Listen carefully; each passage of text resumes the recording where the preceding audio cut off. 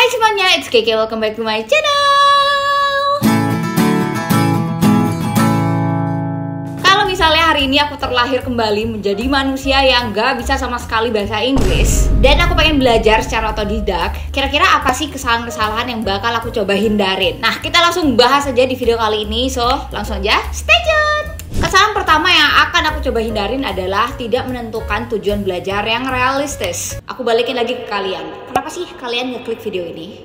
Kenapa sih kalian pengen bisa bahasa Inggris? How would your life be different if you were able to speak English today? Nah, itu kalian coba jawab dulu. Dan cara mencoba menjawabnya adalah dengan menentukan tujuan ya. Sekali lagi ini start with why. Ini kebetulan ada di sebelah aku nih bukunya. Mungkin kalian udah pada familiar sama framework SMART ini. Kita langsung praktek aja sekarang. Kita mulai dari S yang pertama atau specific. Jadi aku tentukan kenapa sih aku pengen belajar bahasa Inggris. Oke, aku pengen ya menaklukkan tes GRE. Terus habis itu aku pengen juga belajar conversation yang lebih profesional untuk persiapan interview S2 aku. Itu goals aku yang spesifik. Terus kedua, kita tentukan juga gimana cara mengukur progres dan keberhasilan dari goals aku tadi, yakni di aspek M, measurable. Kita tentukan kira-kira aku bisa ngukurnya gimana. Oh, mungkin dari skor mock up tes GRE aku, atau mungkin dari feedback teman-teman aku terkait pronunciation aku dan lain sebagainya. Sekarang ketiga yang A atau achievable, kita tentukan kira-kira ya buat mencapai goals ini kita butuh melakukan apa aja yang terukur, yang achievable bagi kita. Mungkin karena kita masih kerja, jadi ada kesibukan, mungkin kita belajarnya itu malam hari aja dan belajarnya mungkin sejam 20 soal cukup. Untuk yang R, relevan, apakah goals kalian ini emang yang kalian butuhkan gitu? Apakah untuk membantu kemajuan karir, apakah untuk membantu kemajuan studi? Ini akan juga membantu dipertimbangkan. Terus yang terakhir dari aspek SMART adalah T ya, T-nya atau T-nya ini time bound. Kita tentukan gitu deadline-nya untuk belajar ini biar ada target. Misalnya untuk tes ini karena aku mau retake tes GRE ini September, ya udah belajar bahasa Inggris untuk keperluan tes ini itu ya harus selesai di bulan September. Makanya aku juga jarang upload konten-konten aku di sini karena itu, guys. So anyway, kalian coba sendiri, tuliskan di kolom komen di bawah kenapa sih kalian pengen bahasa Inggris, tujuannya apa, why-nya apa. Kalian taruh di kolom komen di bawah dengan framework SMART ya. Nanti aku akan pilih satu komen terbaik yang bisa mengartikulasikan tujuannya untuk belajar bahasa Inggris, dan aku akan kasih satu buku self development. Sebenarnya bisa pilih sih apapun bukunya, nanti request aja. Jangan lupa cantumin juga akun Instagram kalian aku biar bisa DM kalian. Oke, yang kedua adalah kesalahan yang mungkin aku akan coba hindarin juga adalah terlalu fokus dengan grammar. Ini sebenarnya adalah aku banget ya. Terlalu rusuh dan panik untuk ngafalin grammar. Kayak misalnya aku tuh obsesi banget biasanya untuk coba hafalin tenses, misalnya past continuous tense atau present perfect tense. Aku pengen tahu bedanya, definisinya apa. Terus aku juga terobsesi dengan ya part of speech yang lain kayak verbs, adjectives, nouns, adverbs, preposition, conjunction, modifiers dan lain-lain. Dan sedikit background, sebenarnya aku itu mulai belajar bahasa Inggris pertama banget di hidup aku itu kayaknya kelas 2 SD. Dan SD aku tuh SD di kabupaten yang bener-bener di sebelah sawah gitu. Ini nggak melebay-lebaykan, tapi emang iya. Dan ya pasti kapasitas gurunya mungkin ya yang bisa diakomodir di SD itu ya gimana sih gitu. Makanya aku akhirnya tumbuh dengan obsesi untuk membentuk struktur kalimat yang bagus sesuai dengan pakem-pakem akademik gitu. Jadi kayak pengennya ngafalin tensesnya padahal nggak ngerti-ngerti sampai belasan tahun kemudian. Dan akhirnya aku tuh mulai sadar, oh ini kayaknya nggak pas ini belajar kayak gini ketika aku ngelihat teman-teman exchange aku yang dari Brunei, dari Jepang dan beberapa negara lain yang native language-nya emang bukan bahasa Inggris, tapi aku ngerasa bisa mengerti apa yang mereka katakan walaupun mereka tuh nggak pakai grammar yang gimana-gimana gitu. Misalnya nih, pas waktu kuliah kayak this afternoon meet at canteen, gitu aja kalau ngomong. Atau this chapter please translate. Itu aku ngerti gitu. Dan akhirnya oh iya ya, ternyata lebih penting kita menghafalkan misalnya vocabulary, terus frasa-frasa penting daripada obsesi dengan grammar. Sekarang masalah vocabulary, oke kak, aku pengen ngafalin vocab, tapi tidak semudah itu. Dan aku akuin tidak semudah itu. Tapi aku ada sebenarnya 3 cara untuk ngafalin vocab yang aku lakuin sekarang. Satu, pasti dengan cara denotatif ya, atau Kayak kita tulis apa vocab yang kita mau pelajarin dan artinya apa gitu secara detail, kayak kamus, kayak robot aja. Atau cara lain kalian bisa hafalkan dengan cara konotatif. Misalnya kita kan tahu warna blue gitu ya.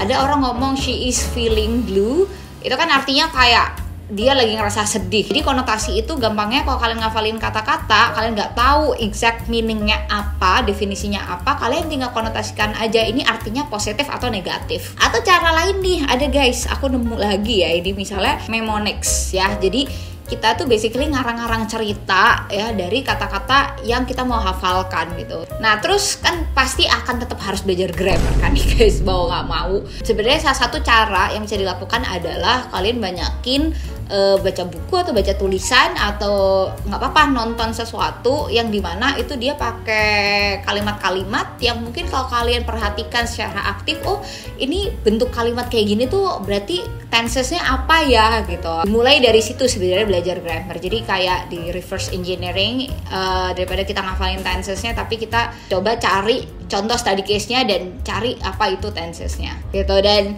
aku yakin sebenarnya dari kita coba menumbuhkan confidence dulu, kita akan bisa mengejar excellence-nya. Jadi confidence dulu instead of ngejar excellence-nya. Oke, kesalahan ketiga dia yang aku pasti akan coba hindarin adalah kita tidak memperhatikan apakah beneran ada ya relevansi antara apa yang kita pelajari di bahasa Inggris misalnya dengan kebutuhan kita yang sebenarnya. Contoh, semua orang tuh kan ngomong kalau belajar bahasa Inggris belajarnya dari lagu, dari film, dari series.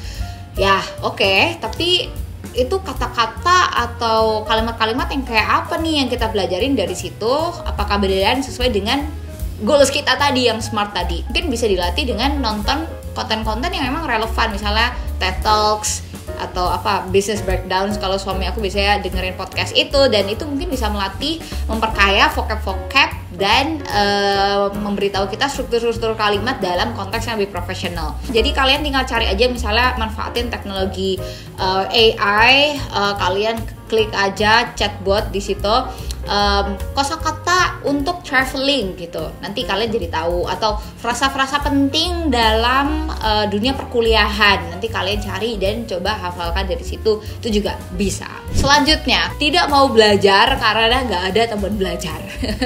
Kemarin tuh aku sempat adain polling di Instagram aku @kekegenius tentang apa sih kesulitan kalian dalam bahasa Inggris, dan cukup banyak juga yang menyebutkan kesulitan mereka belajar itu karena nggak ada teman belajarnya.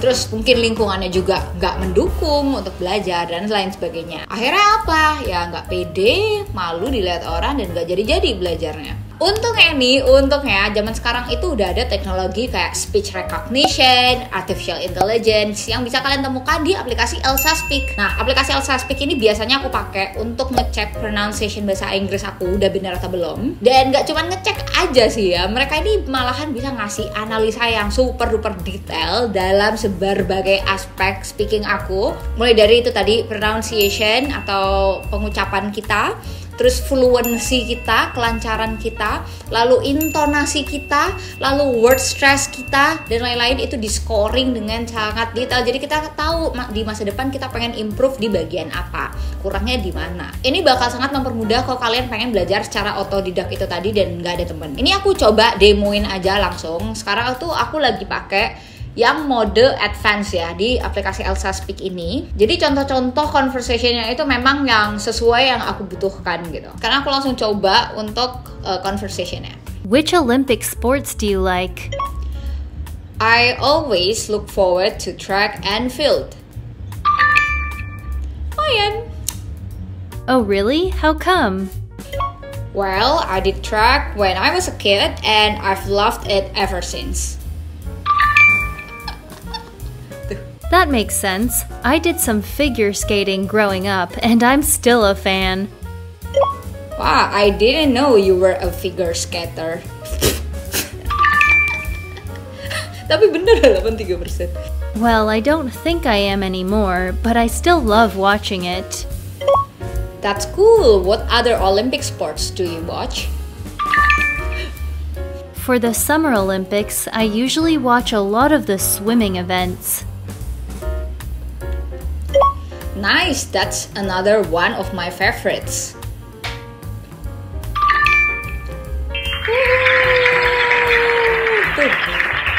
bisa langsung loh, ketahuan loh semuanya tuh.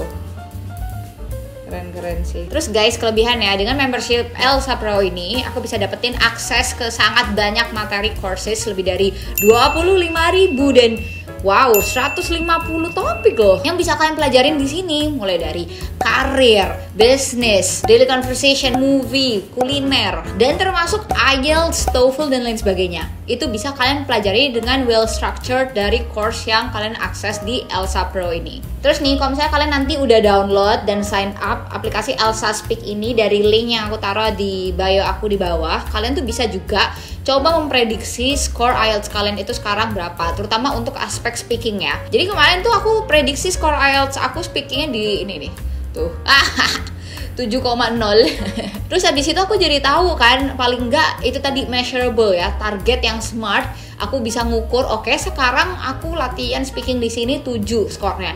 Mungkin kalau aku tingkatkan lagi, aku bisa dapetin skor 8 gitu di minggu depan atau 2 minggu lagi. Kembali lagi, tujuan yang smart dan bisa gunakan aplikasi Elsa Speak ini untuk ngukur kemampuan bahasa Inggris kalian, terutama untuk speaking. Jadi ini benar-benar cocok banget untuk kalian yang pengen lanjutin kuliah di luar negeri juga. Makanya daripada kalian nggak belajar-belajar karena nggak ada temen dan malah mental blocking nih, kalian langsung aja download aplikasi Elsa Speak pakai link yang ada di description box di bawah dan dapatkan potongan harga sebesar 82% untuk membership pro kalian, biar kalian bisa akses fitur full Elsa Speak kapanpun dan dimanapun 24 jam kali 7.